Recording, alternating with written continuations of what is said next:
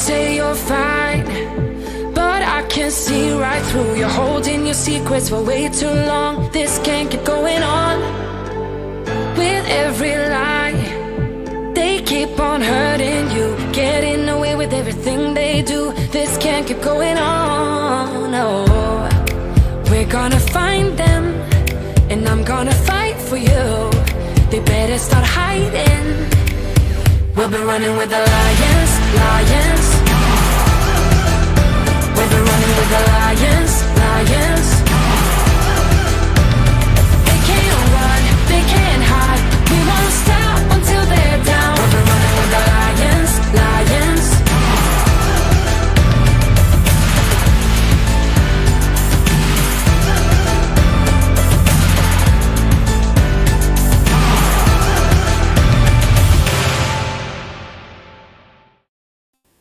Hello, everyone. Happy Sunday. I'm your host, DrKalpana.Unbound, and welcome to another episode of Gloves Off. Today, I'm very, very excited because I have Dr. Doreen Downing as my guest. And, you know, it's always funny how sometimes you meet people that are just have shared similar experiences. And for anybody who's been watching the show, you probably know that the voice and finding my voice has been an integral part of not only my life, but my redeveloping myself and also my authenticity. And I have to say, there are a lot of people out there that talk about speaking skills and whatnot, but they don't do it in quite the same way. And that's why I was so interested to have Dr. Downing on the show today.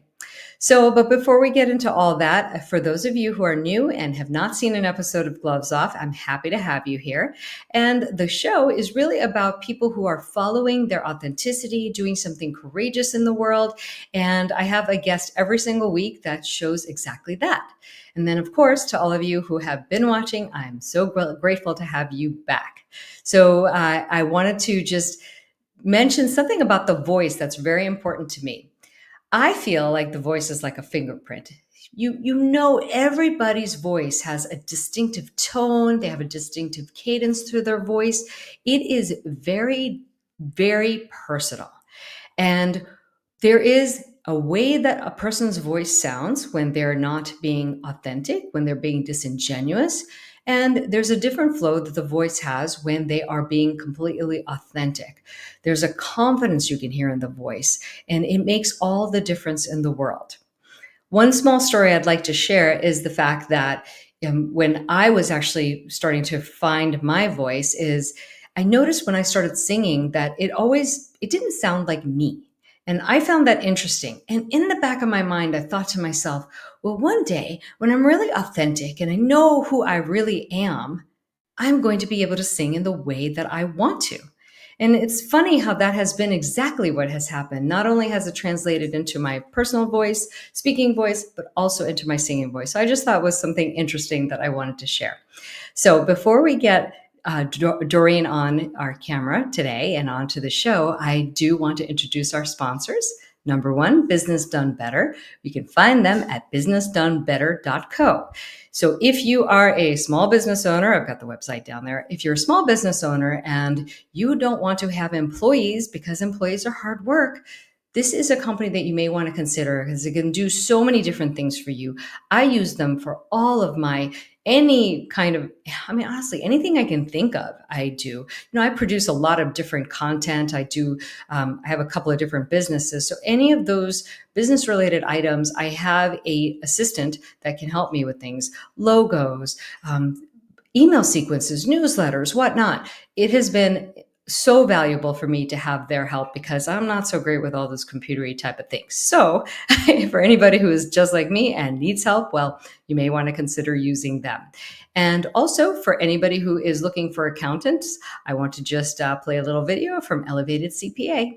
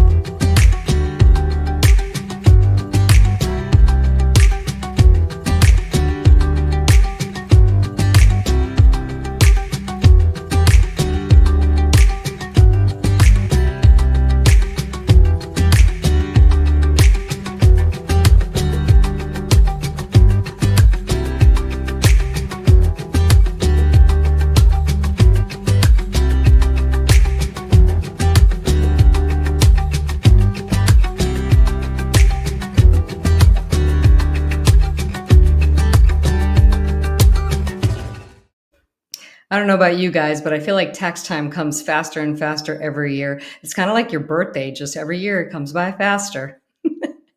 But anyway, I wanted to introduce our guest today, Dr. Doreen Downing, who is a psychologist and a fearless speaking mentor.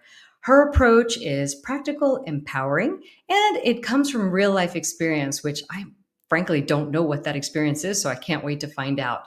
But she believes that the key to effortless speaking and confident speaking is connecting with the essence of who you truly are. And that's what I love about her approach. So we are going to deep dive into that conversation in just a second.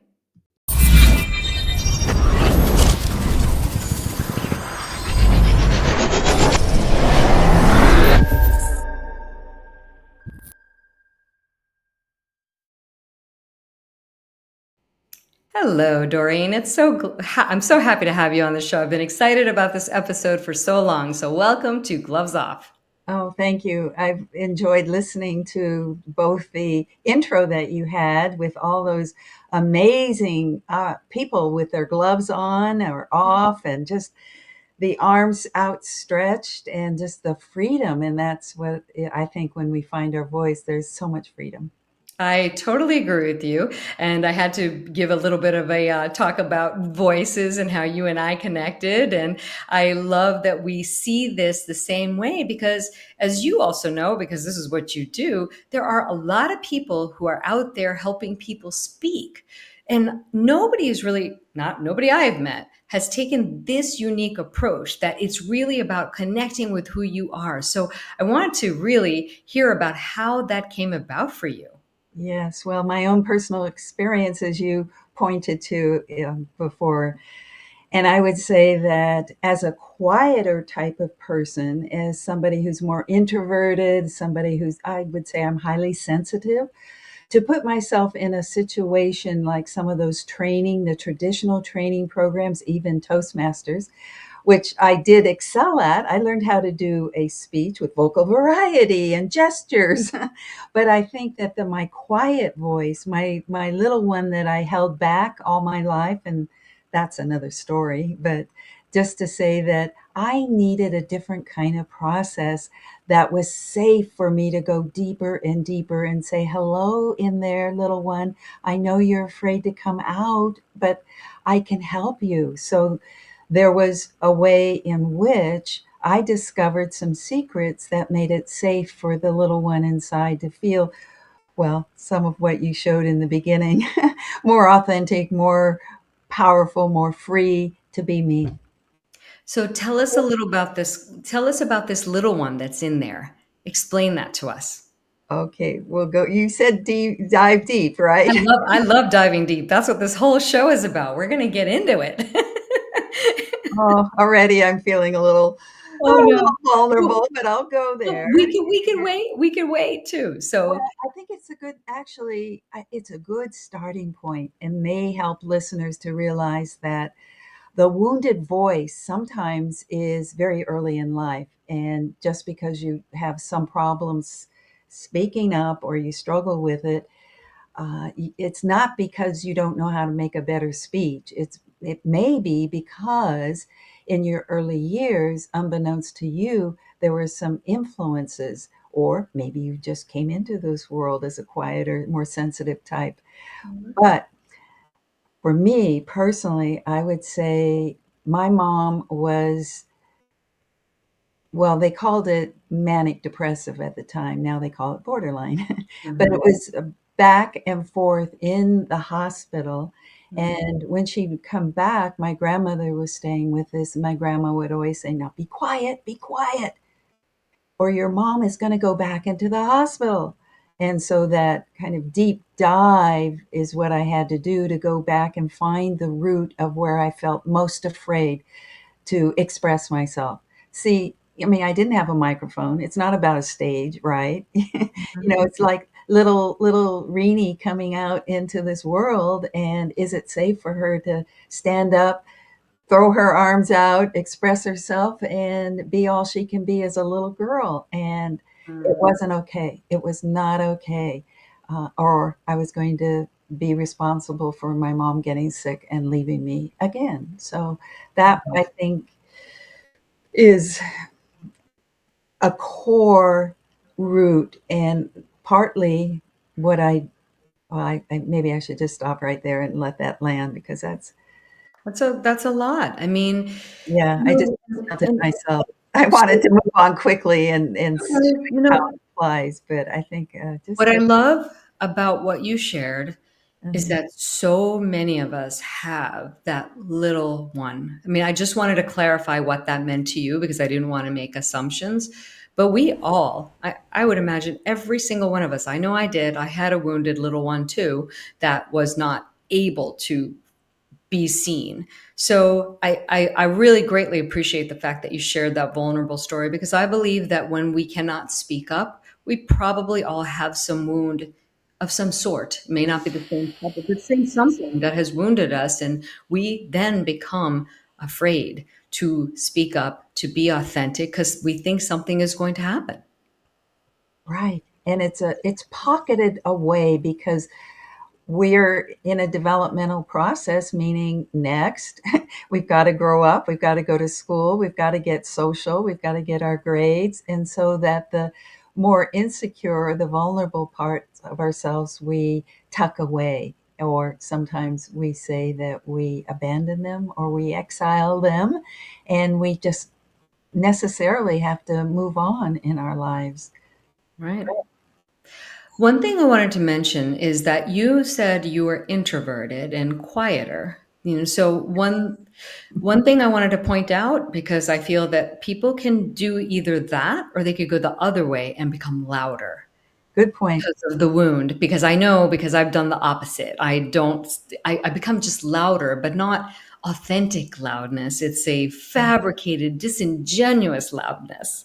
Oh, And I obviously don't have that so much anymore, but this was the way that I grew up because I felt I couldn't be myself for different reasons. I grew up in an Indian family, so you just couldn't be who you are. You had to fall within some mold, and I felt like if I didn't fit in the mold, which I didn't, I felt that I would be not unloved. And I was unloved when I wasn't fitting into the mold. My parents weren't happy with me.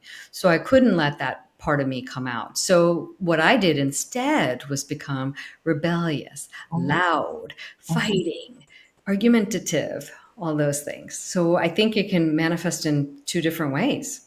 Yes, I love that you pointed to that aspect also, because there's the full spectrum of how we defend ourselves, right? There's kind of more of a muscled kind, and then there's more of a retreating kind. So I'm Mhm. glad you mentioned that. And you also mentioned and pointed to culture. And I would say I have 5 areas when I start working with somebody, because people are a puzzle, but I Mhm. know if they're working on finding their voice, something somewhere along the line has happened. And so I always get curious, first of all, their culture. What were the messages that they got from their culture? And you just pointed to a big one, right? Mhm. You had Yeah. you had to fit in or else, and they had an image of what they wanted for you, and it was a mold, you said. So I was probably supposed to have little braids and just be an Indian girl here in America. I think they didn't anticipate that when you bring an Indian girl to America at 10 months old, she becomes American. yes, yes, yes, in this society. So that would be also an aspect, I would say, is I need to look at societal norms, even if it's not a cultural one, it still is in our society expectations of little girls, like you said, the pigtails or the braids, and just kind of perky and bouncy, and oh, isn't she so cute? The kind of living into the expectations of our society. And then, of course, I'm still kind of looking at more early life, but then if I go further with those expectations of the icon of sexuality, and is that something that we're supposed to put out there? And in order to get seen and heard and noticed, look at our advertising. So again, how do we be authentic? And so coming back to the how I puzzle is first cultural, Okay. the societal norms and Okay. expectations. Maybe it's just family. That would be the third one. And there's so much in family, so much. There are the way parents treat you. You mentioned some of that. There are siblings, you know, when you got siblings, there are often problems because an older one may bully or mistreat the younger one, or maybe they're five, maybe they're 10 kids and you don't have any space and everybody's talking and you just said, okay, everybody else is talking and I don't have an opportunity. I can't edge in. So it becomes a pattern early on in terms of how the family system is and what's expected of you, and where you are on the birth order is also sometimes pretty important. It's always so interesting because there's so much of an interplay with the dynamics between, parents and the children, the siblings, and all. And what I read somewhere once that I thought was very interesting is that each child has a different version of their parents. Uh-huh.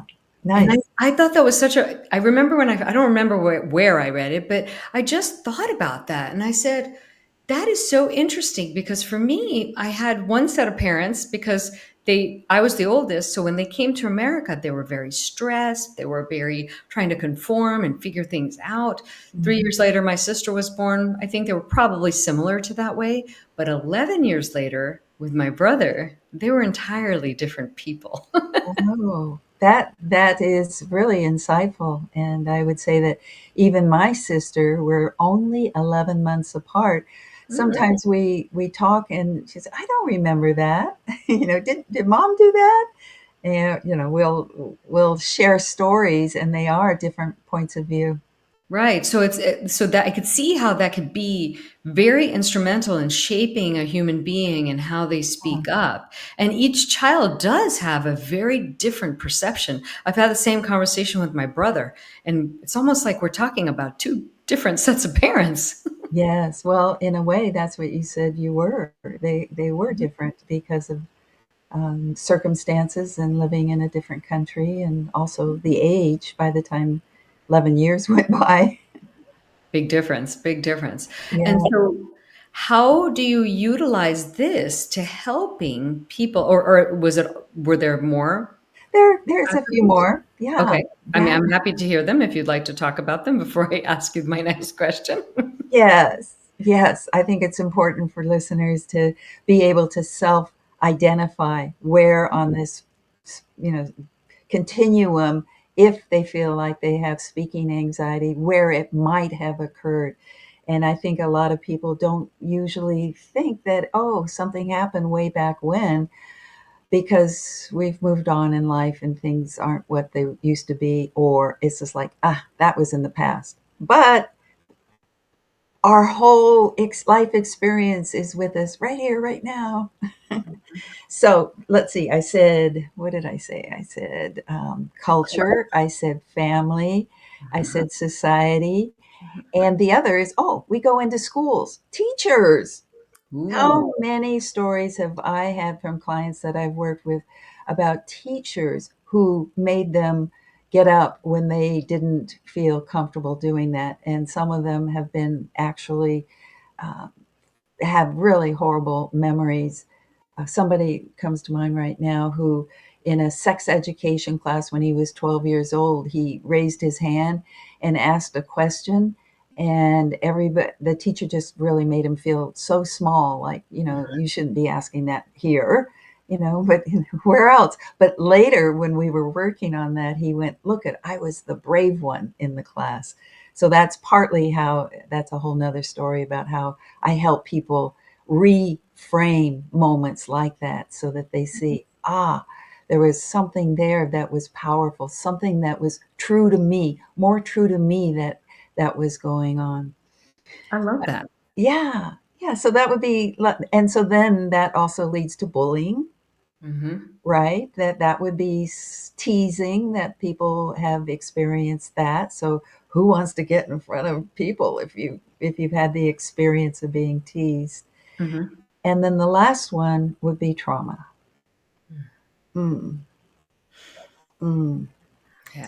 You know, just coming to the United States, your parents, I mean, I think that could have created some trauma for them, you know, Right. you growing up in an environment like that. And, but I think divorce, for me, parents getting divorced early on was traumatic. And it doesn't have to be sexual abuse, but a lot of people on my podcast do talk about abuse. So it could be anything from neglect or uh, super strict judgment or spankings or something that was more violating than it was healing, healthy, loving, growing energy to help the little kid. So that I would say when we're looking back over the childhood arena, those would be some of what I always do an assessment about. Well, it sounds very thorough, and I think it's really so important for us to connect with who we are. It's really everything in life. I mean, I feel like our life's journey is to figure out who we really are. I mean, in a nutshell, that's what sometimes we do this "why are we here" thing to figure out who we are, and whatever that purpose it may be. But once we know who we are, I think the next step, which is our purpose, becomes really obvious. Well, it did to me anyway. Uh-huh. So I think it's really interesting. So how do you translate the information that you've received from your clients to turn it around to help them speak in a more fearless way?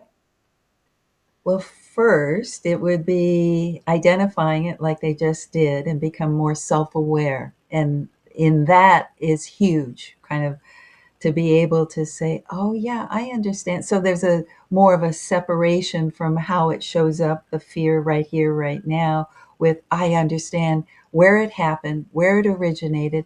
And then there's some, because I've been a psychologist for 40 years, I have so many modalities I could reach into my bag of tricks and use, whether it's dialoguing with parts, whether it's systematic desensitization, where you just approach it gently, slowly until it dissolves that whatever trauma was.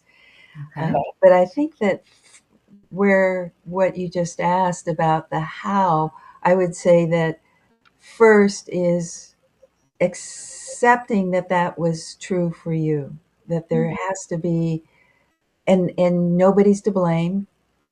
It's just happened. It's just a fact. Now, how do we heal the wounded voice? And the way that we heal is, if you think of anything like a little animal that's scared, don't you go gently towards it with what? Compassion, I think is the word I would say. I think first we get curious.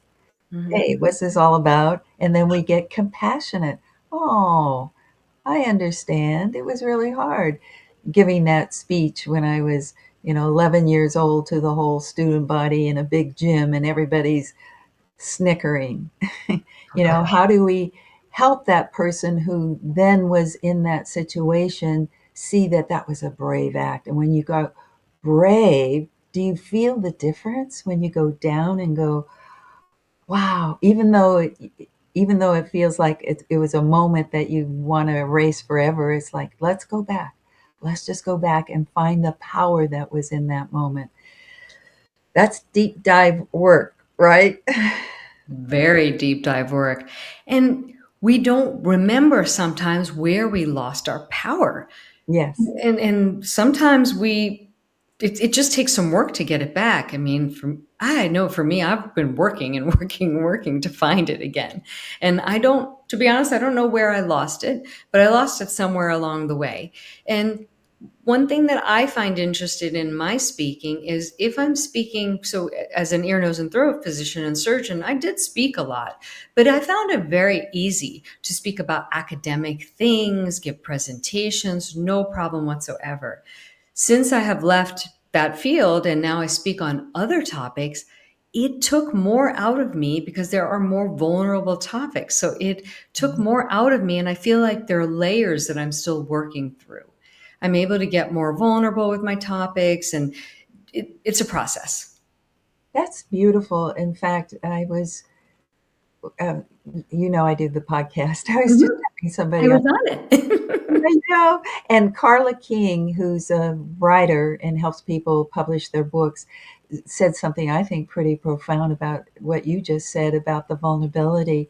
And she suggests that the people go to the places where it's really, really raw. And when you write from raw, when you write from vulnerability, that's when there's a resonance that reaches people.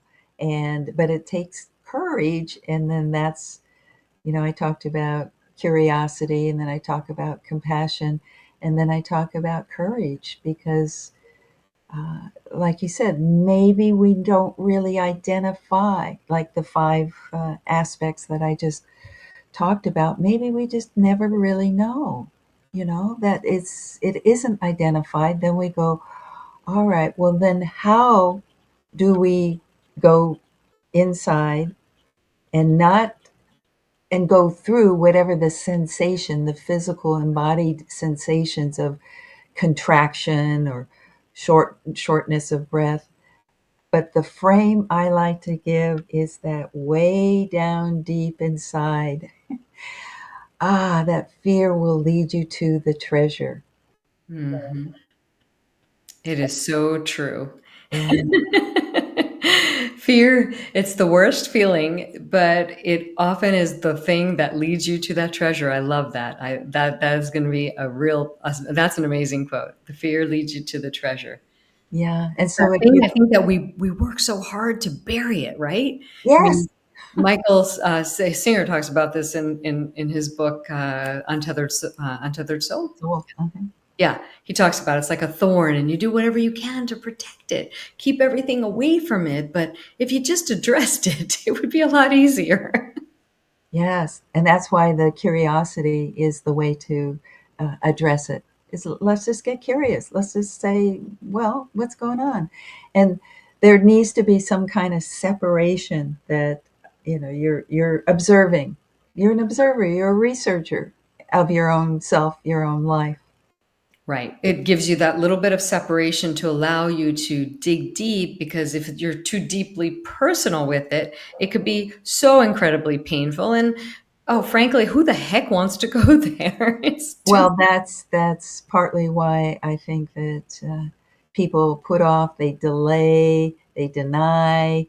They just don't want to get close to fear. But then something comes up, like somebody I worked with once who had a wedding, and it was 6 months out, and he knew he was afraid of speaking in front of people, and he knew he was going to do his vows in front of people, his family and friends, and Yeah. that was his motivation to say, okay, I need, so that there oftentimes comes for people a reason, a bigger reason than the fear, like their why is bigger than the fear. Yeah, I love saying that. And it's funny. And you and I have so many connection points. We just do different things with it. But that's exactly what I say to my clients, because most of my clients are in a business, or they want to go into their own business, but their Mhm. fear is holding them back. Mhm. And, I always say, make your why bigger than your fear. Wow, yeah, I love that. I love that motivation. Yes. Yeah. It's amazing how the same concepts can apply to so many different things, and we can utilize them in so many ways. Yes. I like to joke with my coaching clients too, because they're afraid of a lot of things, of course. I mean, going into your own business is very scary. I get that. I've done it numerous times.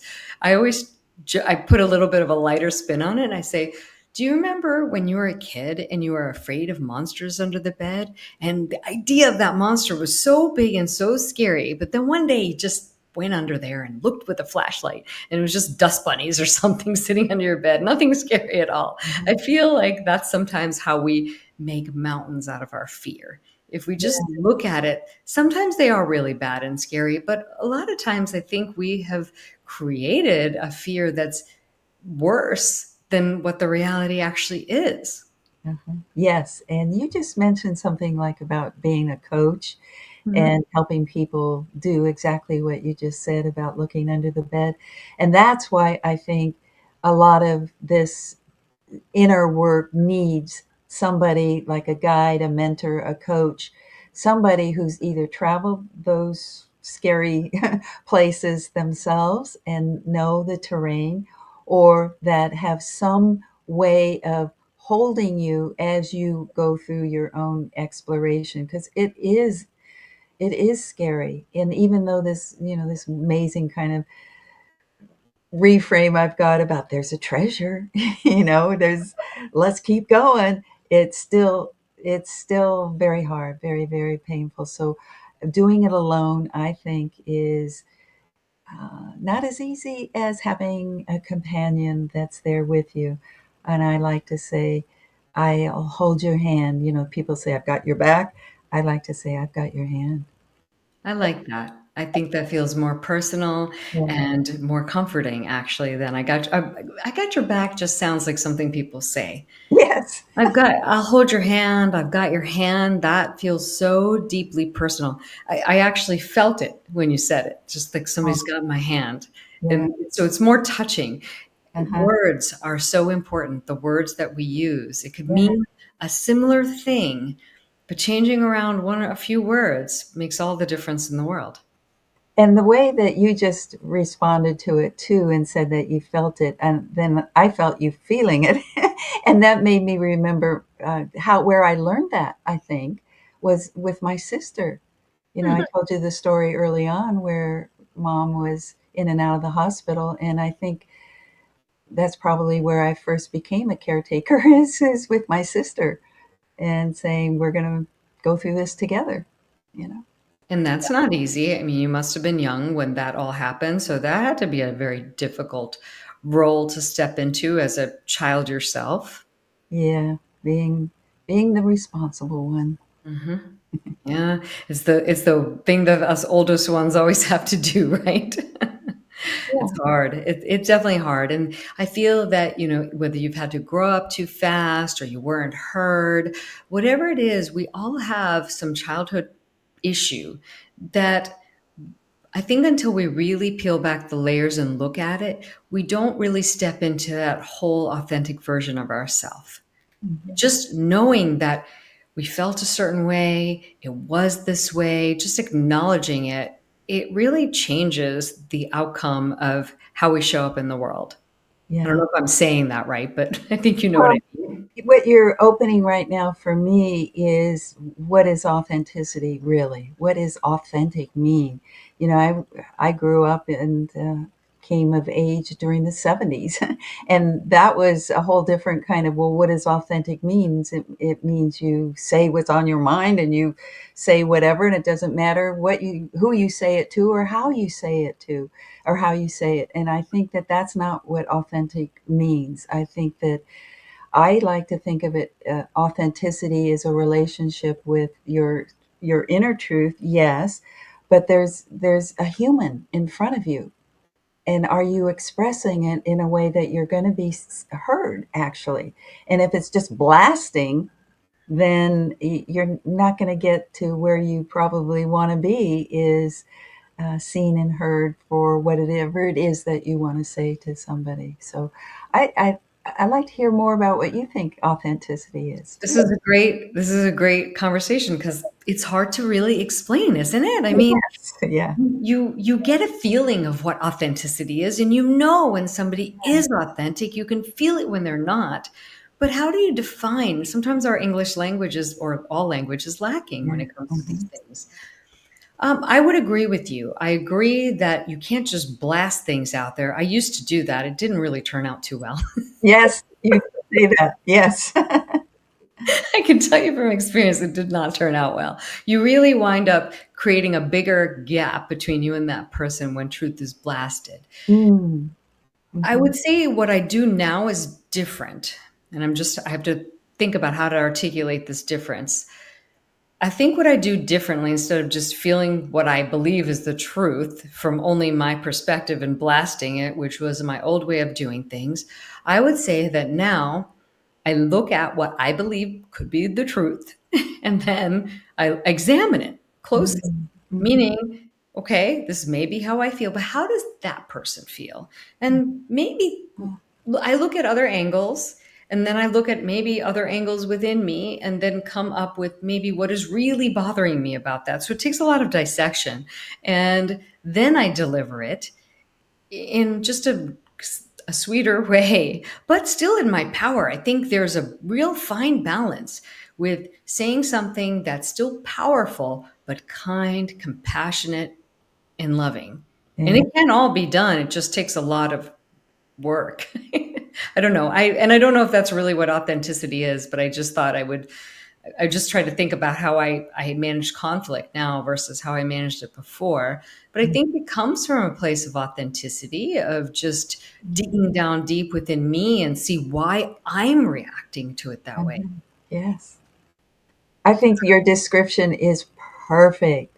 I think that the first is a curiosity, which I keep coming back to, and it's also a listening. And you didn't say this, but that's what I got, is that you listened to somehow you were listening. You were asking yourself questions and you were listening to what the answer was for yourself. To me, that seems like an important component of what you said. And Mhm. then the listening, and then there's the kind of weighing, the measuring. You're right. It's a lot of processes, but once you know how to do it more quickly.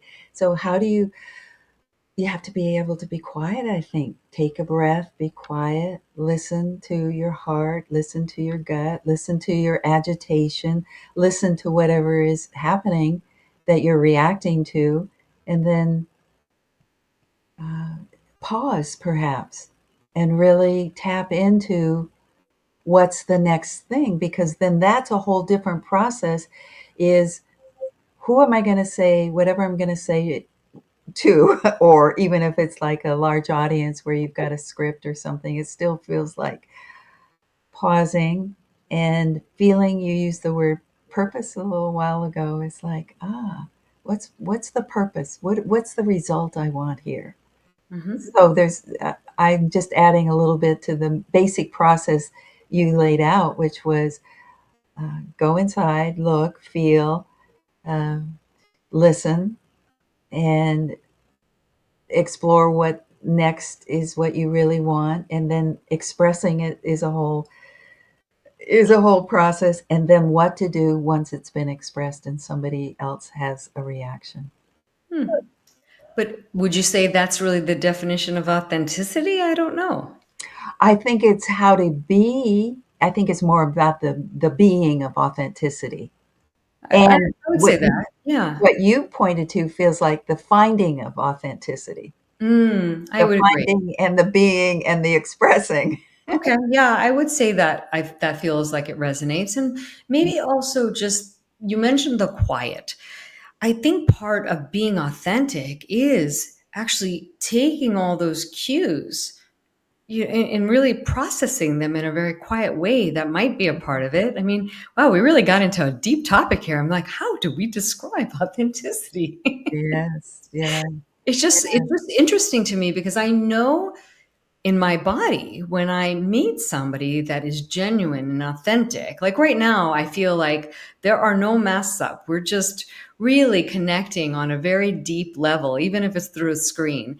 So I feel the authenticity. It is a frequency that's easily identifiable. Yeah. Yet, to put it into words is really, I'm in a conundrum here of how to really explain it.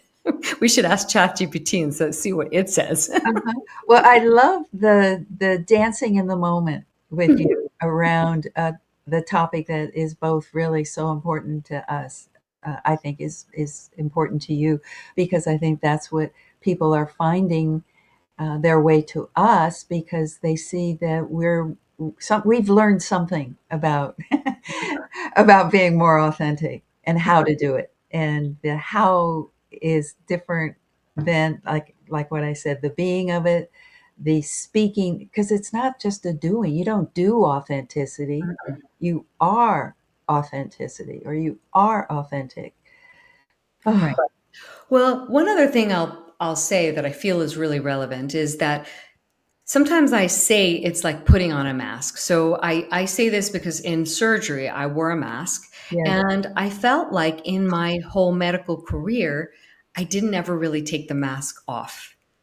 So whether it was physically off, I felt it was still on because I could not be the authentic version of me within my career. What that did was it made it increasingly exhausting to go into work every day. So now let's flip that on its head. Here it is. I would I feel like I went into work and I was working. Here we are on a Sunday evening and I'm doing the show. I do not feel that it is stressing me out. It is not disturbing in any way to me. I guess one could classify it as work. It doesn't feel like it. So I think when we are embracing our authenticity or something that we authentically and genuinely like to do, it's funny how those lines can get blurred. What's work theoretically doesn't feel like it. And yet, if you have to put on a facade, put on a mask, and go do something that doesn't feel like you, it feels very difficult. Yeah, I'm thinking about when I first was a psychologist right out of training, and it felt like I didn't know what I was doing, really. I had all those years of training and tests and Mhm. exams that made me. I was really scared to show up to take those oral exams, but I did do all of it. I did everything I needed to do. And there I was. Okay, I'm in an office with somebody and I'm supposed to, what am I really supposed to do here? And what eventually I think I discovered that my being absolutely open to possibility with this human being in front of me meant so much more than all those volumes that I had studied, all those theories about what to say, how to say it, treatment strategies. And I think just the heart to heart, the hello in there, the person across from me. Mhm. I think that in my own journey to become more authentic as a psychologist or as a I'm calling myself a fearless speaking mentor now, Mhm. that in itself, and you're talking about in your journey, uh, in your professional journey, finding yourself, finding more authentic way of being in this universe, making a living. Yeah, that's been my journey for sure. One of the things that I notice about you, I've met plenty of psychologists in my day, obviously, with the fields are, we come across each other quite a bit. There is this aura of ego with many of the psychologists that I've met. Yeah. It's just, it goes with the profession. I think just like it goes with being a surgeon. So it's one of those things. Yeah. So I feel that that's something you have had to have done some incredible work around is dismantling those parts of your ego. Or, I mean, is that part of what you feel led to you becoming more authentic or? Uh, uh, ew. I had a choice to go to UC Berkeley, which is pretty traditional, or the Institute for Transpersonal Psychology. Ooh. What do I choose? Transpersonal psychology was all about, more about possibility and, transpersonal experiences, just a different kind of growth. And of course, the traditional model was one of which you do diagnosis and treatment strategies. I have to tell you, I chose UC Berkeley because I felt like in the end, I could do both and I would have more authority because I have a PhD from the University of California, Berkeley, as opposed to some Institute of Transpersonal Psychology, which probably doesn't exist anymore. But uh, so that that that first choice was confusing for me because I wanted to be more in the growth model as opposed to the medical model, Mm-hmm. which, treatment and diagnosis and the DSM whatever number it happens to be on now. Maybe, who knows? I think I've seen it as far as 6 or something. I don't even know. You would know better than me. I had to take a test on it for sure. But so I guess what I'm trying to say there, because you mentioned the ego, I feel like I never really had an ego. In fact, Mm. I think the journey to be more of who I am in a field where there is a lot of ego has been courageous. I would agree wholeheartedly. And I would guarantee you that's how the clients who find you because of that. You Mhm. have a very calming presence about you. I feel, even though, you and I have never met personally, and I was on your podcast and here you are on my show, but it's just this calming presence that you have. I feel like I could just spill all kinds of things to you and I wouldn't be judged in Yeah. any way at all. That I would just be met with compassion and understanding. And because many psychologists I've met tend to have this aura of, I know this, and this is what I do. And that is not a comforting energy to be around. I wouldn't say anything to that person, frankly. And I think, in terms of me feeling courageous now in offering this new way of working in a field that's gutted with public speaking coaches. Right. Let's get on a stage, and you want to be a motivational speaker, or you want to get out there and, I don't know, your book, maybe you need to get out and it's about to be launched, and this is how you do it. And I think that, as I said in the very, very beginning today with you, is that I feel like that people need somebody like me. They need somebody who it will help them go through fear, find their voice, heal the wounded voice, and find the strength, the essence of who they truly are deep inside.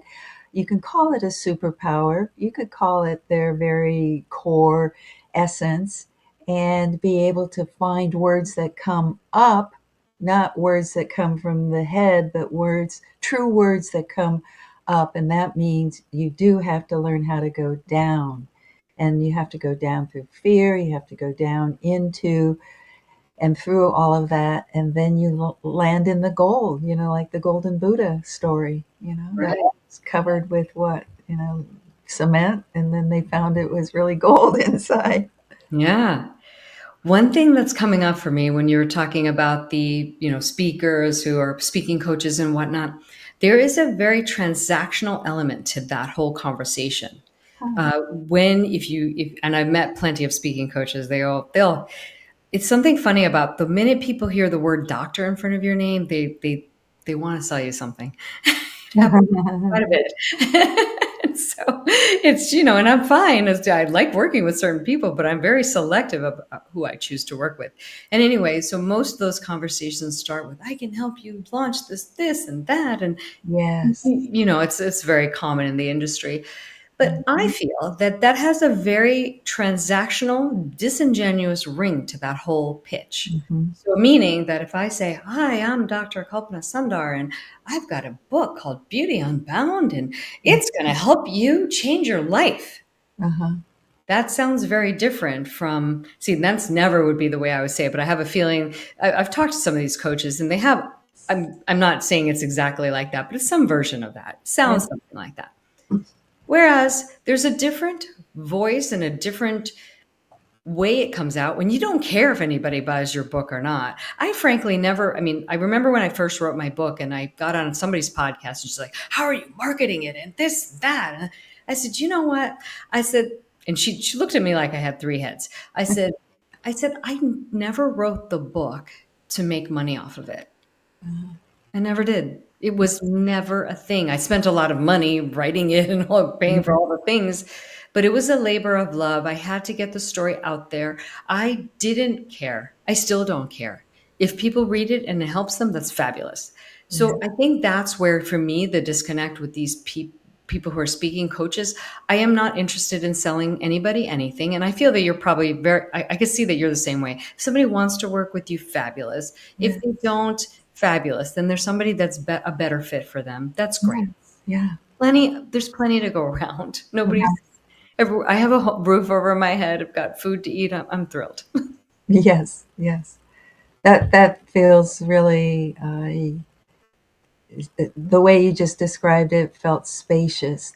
That you are open and spacious, and you aren't driven. Although I know you're, because I know you already. You do drive yourself, but that doesn't feel like what you're going for is all of that kind of.